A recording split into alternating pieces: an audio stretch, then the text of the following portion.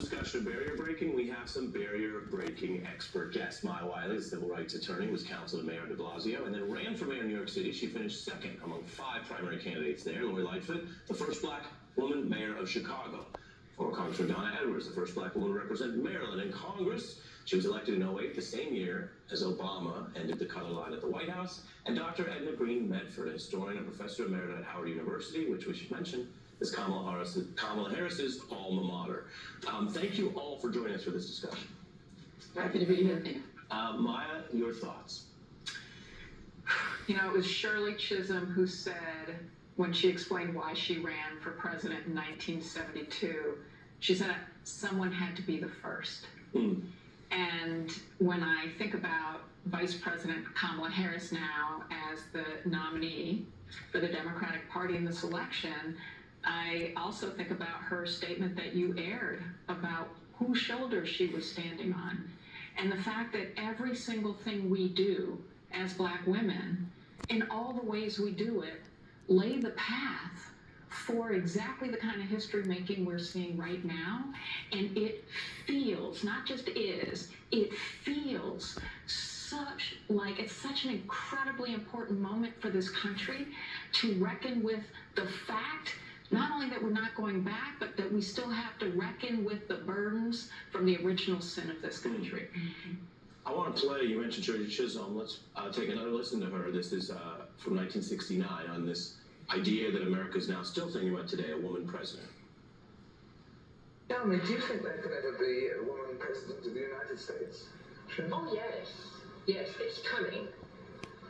If the women come together, in spite of racial differences, class differences, economic differences, and really back a strong woman, I could see this happening in about 70 or 75 years. That's quite a long time, though, isn't it? Yes, it is, but you have to give you gentlemen a chance to get acclimated, for the thing that needs to happen in the future. Mayor Lightfoot. Well, I'm laughing at the quote, but the phrase that's been going through my head over this last couple of weeks is the seemingly impossible possible. I think about my maternal grandmother who was born in 1898 and lived until she was almost 96 years old, and the changes that she saw over the arc of her life. I think about the young girls that I've been talking to, part of my daughter's friends, but others, who are looking at this moment with incredible wonder. Some of them thinking, well, of course a Black woman can and should be president, but we all know this has been a long journey. I think Kamala Harris acknowledged that before we were even using the terminology Black women, the backbone of the country, and she used that terminology in 2016 when she won her Senate seat. And I think that you can see her, even as she's running for president in the entire country, and she's very clear about the shoulders that she stands on. And I listened to the Shirley Chisholm clip and heard the chuckling in the background. Well, I think that we actually might end up beating Shirley Chisholm's projection. Yeah, to that point, Professor Medford, having studied all of this much of your career, do you feel that we are late, that we are earlier than Shirley said? You know, when I was growing up, I never imagined, not once, that there would be a woman president in my lifetime. And now I'm seeing it is possible. But I think we also need to, when we're looking at whose shoulders we're standing on, I think we need to look even further back in the past. If we're looking at what Black women did in terms of being involved in slave revolts, for instance, they may not have been voting, but they had a political voice. They're expressing that voice that way. And they're doing all of these things. They're involved in the abolitionist movement. They're involved in the women's movement to the extent that they are allowed to be involved in the women's movement. So we can go back even further. So if we're looking at it from their perspective, we are darn sure very late in this process. We have, even in our activism, been about community and about making sure that people's voices are heard and not trying to be dominant in the press, not making it about ourselves. And in politics, you have to decide that you are going to make it about yourself. So let's get into it. Isn't that harder for women in the way that the discourse and the system works? Because Barack Obama, who was of course very gifted, talented, qualified leader, did exactly what you described, where he made his barrier breaking a product of a larger American story, so people could take pride in that and feel good about that. The country doesn't always act like it wants to hear that from women and women of color. One of the things I found very interesting in the messaging that Kamala Harris is using is she is not engaging in the kind of prosecutorial talk, right? Many of us expected her to prosecute the convicted felon in Donald Trump. She's been very subtle and nuanced in her messaging, and I think that's really been inuring to her benefit. So yes, I mean, it's obvious she is a Black South Asian woman who dares to break through this barrier, but she's doing it, I think, in language and in touch and feel that is opening up people to the possibility and not being what oftentimes we're portrayed as in the media is too harsh, too shrill, too combative. And she's spoken about being a first. We have some of that. This is exactly the line you're each talking about. Let's take a listen to that.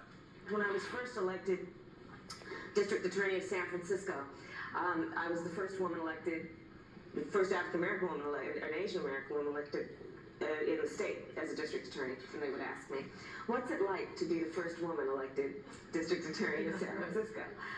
And I'd say, well, I mean, I don't know how to answer that question. I've always been a woman. And when we do these things, when we break these barriers, as you all know, we're not doing it because we're trying to be the first. We're doing it because we actually know that we're the best at the job. Yeah.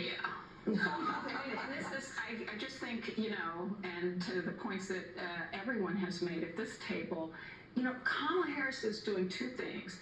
She is not allowing the fear of being an angry Black woman or the fear of the attacks on her qualification to back her off of what her power is, which is so critically important when you put yourself in the line of fire.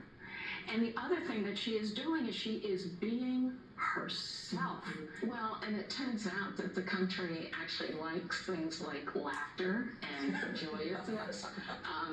And, you know, for the people who tried to use that as a negative against her, it was really undercut because it turns out that Americans actually want a little bit of joy. And I think that she brings that, and it does feel very authentic. Kamala Harris is now going through what some of you at the table have gone through, which is that, all of that a lot of Democrats or politicians face, and then all the extra we've been talking about. So here's just some of what we're seeing on Harris. She was a bum 3 weeks ago. We're effectively run in this country via the Democrats, via our corporate oligarchs, by a bunch of childless cat ladies who are miserable. It's just a basic fact. You look at Kamala Harris. You can say Kamala, you can say Kamala. I said, don't worry about it. It doesn't matter what I say. I couldn't care less. And I heard the scientists say the other day that when a man votes for a woman, he actually transitions into a woman. So this is a family program, and I won't use more colorful adjectives. The fact of the matter is, when you are putting yourself out there, you have to know what your core values are. You have to lean into your North Star, because there's so many voices, not just when you're in leadership, but from the very beginnings of our origin, telling us we dare not, that we're not good enough. Women are under attack in this country. This isn't just, context matters in these things. In elections, always, and you don't always shape the context you're in when you're running for office. This context is perfect for Kamala Harris. Women are under attack. You know, this is, and all women are under attack. That's right. Women of color, Black women in particular, who are being told, we don't care if you die because you want to be a mom, and we're not going to let you decide not to be a mom. I mean, this is the world we're in, and so when people say we won't go back. There's a huge lesson that was learned in the 2016 campaign with Hillary Clinton, who I do think, you know, she broke her own barriers, and Kamala Harris is actually benefiting from us having learned an awful lot about how you have to come right back at them. I think it's not an accident that immediately you saw the organizing of Black women really providing that circle around Kamala Harris so that she wouldn't just be out there on her own. And this is going to be really important going forward, and she's going to have to draw on that in addition to her own biography and not to run away from who she is. We're going to fit in a break, and when we return, more from our special panel here on barrier breakers and trailblazers on The Beat right after.